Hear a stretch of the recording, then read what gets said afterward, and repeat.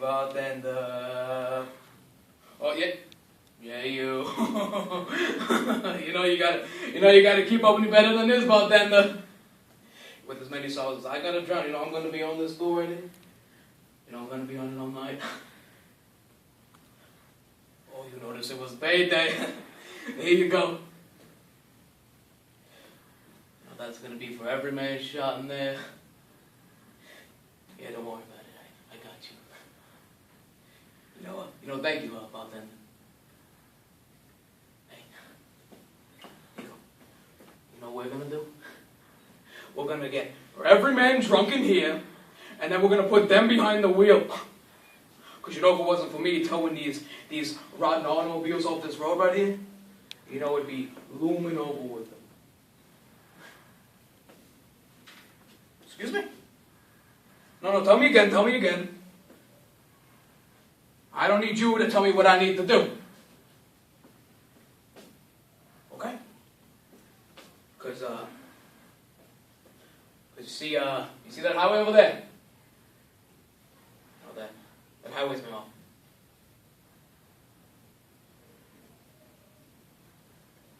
The word undertow is defined as an underlying current that is opposite to what is apparent. Now, consider a tow truck driver, a man who tows your car, saves you from a wreck, a person who's always there for you, a person whose job it is to put you back in your path in life. But we only see the person for an occupation, not for who they truly are. Playwright Clay McLeod Chapman explores this intersection between nature and humanity of one such man, trying to get past the current, trying not to get sucked down by the undertow, by Clay McLeod Chapman. Oh, you want to know what I've seen? Oh, you do? I've seen what a steering wheel can do to your chest when you just slam on the brakes at 80 miles an hour. You hit that wheel so hard. And then your ribs, they grip the wheel. You're trying to steer, but you just can't. And then in your heart, it honks with that horn like every single time. It sounds like this. Listen up. Honk, honk, honk.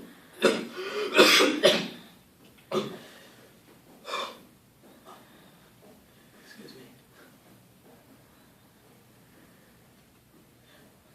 And then you don't think I deserve a drink after working around that all day?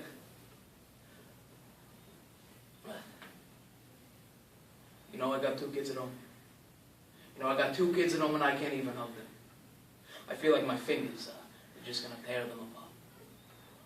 That's why these hands, see? These hands don't deserve to know that feeling. The feeling of touch. I don't trust the touch of things anymore. But not a day goes by when I don't think about my kids. Are they thinking about me? Are they safe? Are they wearing the seatbelt? Is that seatbelt one day just gonna saw the head off one day? Can you do that for me? Excuse me, fellas. Can you do that for me? Hello? Can you wash my day away? Make me not think about my kid. Because that's what I need right now. And escape.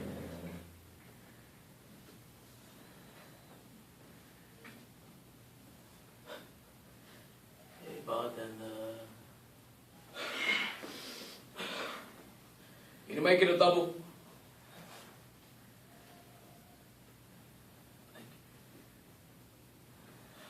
I bet you've heard every sad sex story that's come in, right? They just line up along this bar, just spilling their guts out, telling you stories after stories. Well, it's Brucey's time to tell a story. It's my time. I want to tell a story because I'll listen up because it's my time to tell a story. It was 3 hours ago. I was on the highway and I get a call from the radio dispatcher, and he said there was a wreck down on Route 27, where the highway met the river. So I thought nothing of it, and I thought I'd pick it up in no time. So I get over to the wreck, and I pull over the car. And as I walk out, I see this wine bidder sitting on the ground. He's surrounded by police officers, and they're just asking him questions after question, and he's just saying this one word to them. No. No. that's what they all say? No. Okay. I was told to get back into the car and to go down by the water. Now, before I continue with this little story, I have to tell you some rules of the road.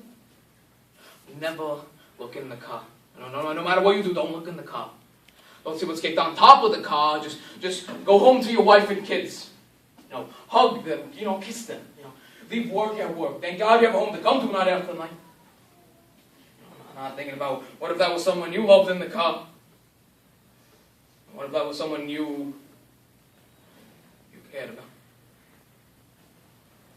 The winch kept on winding this car in and in, and I'm making sure everything is picture perfect. I don't know what comes over me, but I decide to look in the car.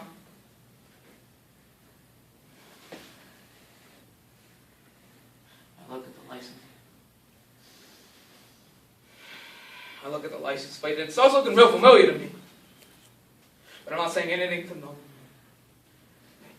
Hey, officer, yeah, who was in the car? Yeah, no, what?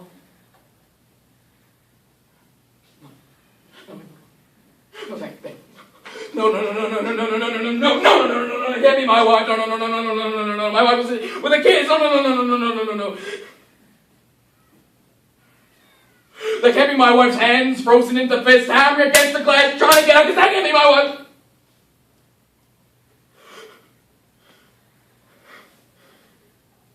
It took 2 hours to get this car out of the river. And he was too drunk to even know he was in an accident. I reached inside for the car. I watched the ambulance go away. The entire inside of that car was coated with gallons worth of vanilla. Vanilla was my favorite flavor. Just probably getting ice cream for the kids or something. Now I want to know what you would do if you were me. How would you tell your kids this? Oh, mommy's dead? No, you can't tell them mommy's dead because you care about them. You don't want them to see hurt or anything. You want to be a father. So I towed the car back to our house. I ran inside, stepped on the kids, and they were both sound asleep, so I didn't know what to do, so I put them back into the car. The car was still wet. They didn't even feel it. They were asleep. I drive them, and they fell asleep again. And, I parked them outside of some parking lot, and I'm in here drinking my sorrows away while my kids are asleep in the back seat. Father, right.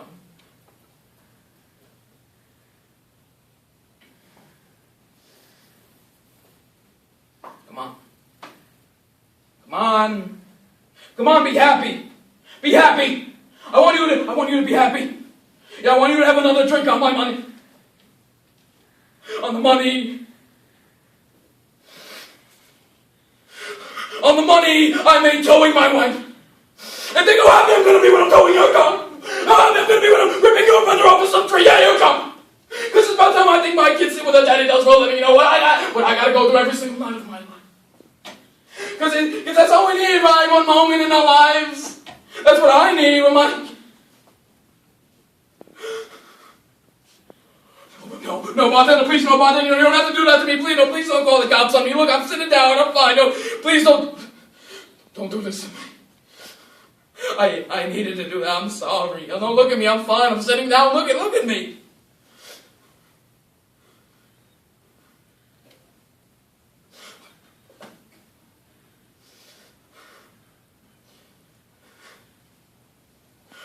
What do you say, boys?